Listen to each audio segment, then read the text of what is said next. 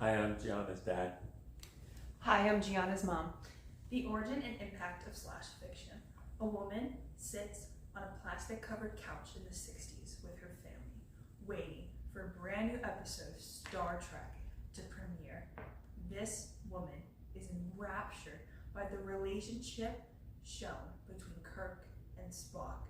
She sees the relationship as a romantic one, even though it is not intended by the show writers, and she is not the only one.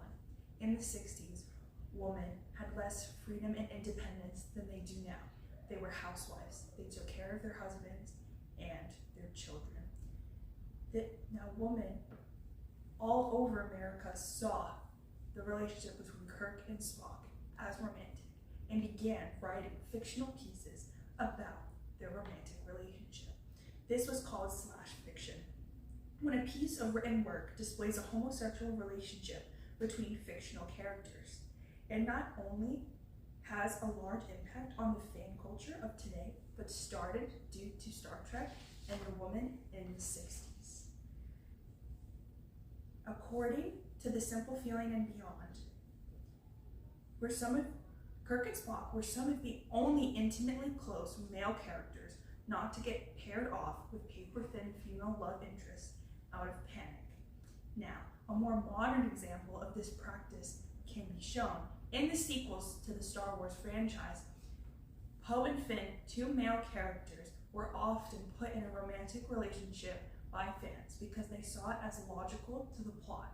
However, movie writers for the Star Wars franchise did not like this and instead paired them off with female love interests that did not make sense plot-wise. Luckily, the show writers of Star Trek did not do this and even encouraged their female viewers to write fan fiction pieces about them. According to Slashing the Fiction of Queer Theory, some theorists focus on the lack of a credible female character to enable identification with the male characters or on an appeal of equity in relationships. Others center on the issue of masculinity, which in Slash ranges from a way of letting men express their emotions to a strong critique of traditional masculinity. Women were writing these slash fiction pieces in order to express what they wanted. They wanted to be equal to men in their relationship and not less. They wanted balance. Balance they saw in Kirk and Spock's relationship. And by writing these fictional pieces of their romantic relationship, they were able to express their emotions in this way.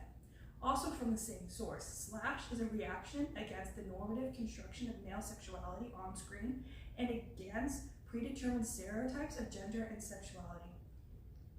Again, women just wanted a community. They wanted to be equal.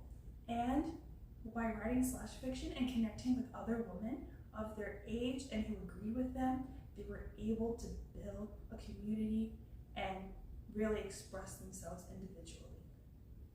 And that feeling not only was in the 60s, but it continued on into this day and has grown even bigger. Impact of slash fiction. According to a review of Textual Cultures, this material, mostly written by women, is seen by Jenkins as raising complex and fascinating questions about gender and media. Slash fiction now, just like it was in the 60s, is used to critique society and affect positive change. According to Star Trek, the original series owes its legacy to queer fans. In fact, from shipping terminology to the building blocks of transformative fandom, the Star Trek fandom is one of the most significant origin points of queer fandom as we know it today. Queer fans were able to have their own community and be able to express themselves, to get away from abusive households that did not accept them. Lastly, queer fan culture is dynamic, migrating, and always in flux. From the 60s to today, fan culture and this community has grown and grown and grown as more media has developed in our time.